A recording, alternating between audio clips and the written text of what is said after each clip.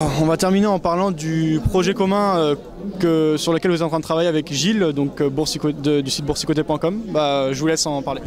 J'ai oublié tout à l'heure de terminer là-dessus. Donc c'est vrai que le site Fenêtre sur Cours n'est qu'une de mes activités. C'est vrai que j'ai quand même pas mal de temps qui est pris par la gestion sous mandat.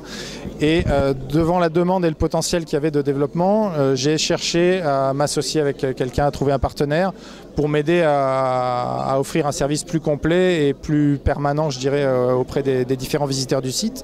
Et donc je suis tombé, j'ai connu Gilles il y a un peu plus d'un an parce qu'il avait une vision assez proche de la mienne, à la fois des marchés, de l'approche de formation, de tous les inconvénients et de tous les problèmes qu'il peut y avoir dans ce qu'on trouve aujourd'hui avec beaucoup de gens qui vous vendent du rêve, qui essayent de vous inciter à prendre des risques et qui font que vous risquez de brûler votre compte en quelques jours, quelques semaines. Nous, on a une approche beaucoup plus long terme où on cherche à accompagner les investisseurs sur la durée, à créer une vraie communauté. Gagnant-gagnant. Je dirais que si les clients sont contents, si les gens, grâce à nous, arrivent à se former à ne plus perdre sur les marchés, à gagner, c'est tout bénéfice pour nous et on sera très content que ça dure longtemps. Donc dans cette optique-là, je me suis rapproché avec Gilles, qui est maintenant le webmaster de Fenêtre sur Cours aussi. On est en train de créer une structure commune pour avoir justement un petit peu plus de poids et pouvoir apporter un service plus complet auprès des différents internautes et des gens qui nous suivent régulièrement. Voilà. Ce sera autre chose que Fenêtre sur Cours. Alors c'est en complément, c'est-à-dire que Fenêtre sur Cours pour l'instant va rester, boursicoté.com qui est le site de Gilles va rester aussi. On va essayer peut-être d'un peu plus segmenter les choses, de répartir les différentes thématiques. C'est vrai que moi je travaille beaucoup sur les indices, Gilles est un peu plus diversifié. Moi je parle du Forex peut-être une fois tous les 15 jours, toutes les 3 semaines, il en parle tous les jours. Donc on va peut-être essayer de segmenter les choses, de répartir. Peut-être qu'à terme, les deux sites fusionneront. C'est encore en projet, à voir un petit peu aussi les différents commentaires des internautes, quels sont leurs besoins. Pour l'instant, les deux sites ont leur raison d'être.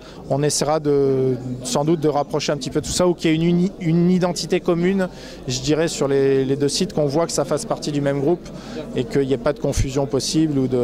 Voilà. L'idée, c'est vraiment de travailler ensemble. On a la même vision des choses, on va dans la même direction. On met nos forces en commun et pour éviter aussi de dupliquer, parce que ça nous demande énormément de temps de faire vivre un site, de publier des analyses tous les jours.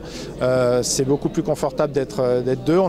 Il y a une troisième personne qui nous a rejoint, qui est Bertrand et qui propose des automates de trading, qui vous propose de vous aider à coder vos automates de trading. Donc on essaye de proposer une gamme de services relativement large et de pouvoir aussi, nous, de notre côté, avoir le temps de souffler, de faire autre chose. Moi, j'ai la gestion sous mandat.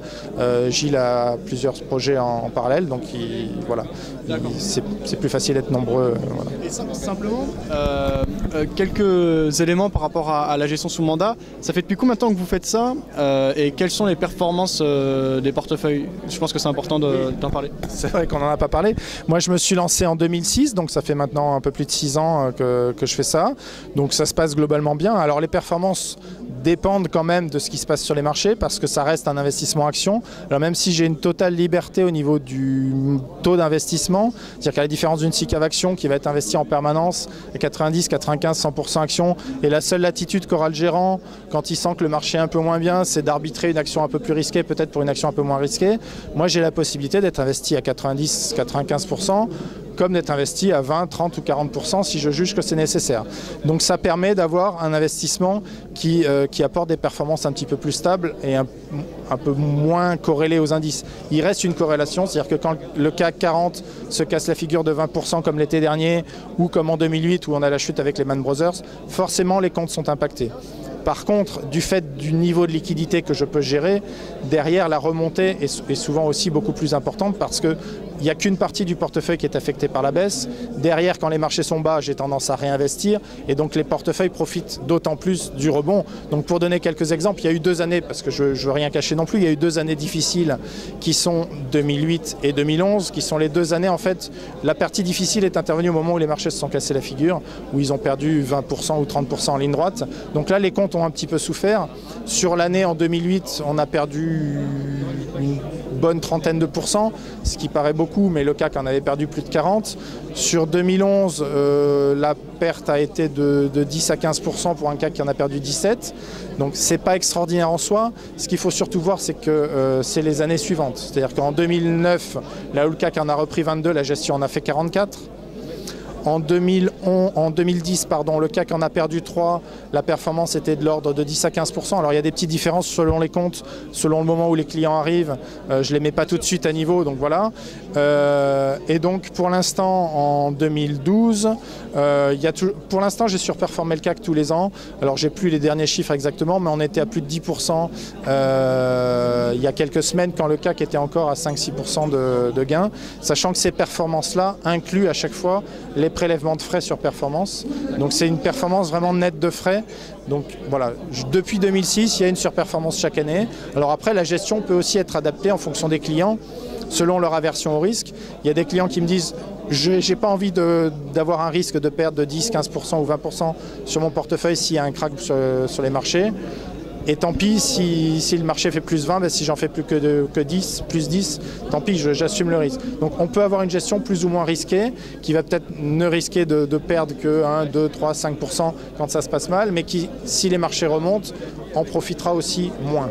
C'est un choix, on va voir en fonction du profil de risque du client. Les performances que je vous ai données sont les performances de la majorité des clients qui ont le profil classique, je dirais, entre guillemets risqué, même si j'aime pas trop ce terme, parce qu'à court terme, il peut y avoir un risque. Quand on a subi 2 cracks en quelques années, c'est assez exceptionnel, mais je dirais que sur la durée, le risque il est relativement modéré, quoi. Ok, très bien. Merci voilà. pour toutes ces informations, Michel. Pas de problème.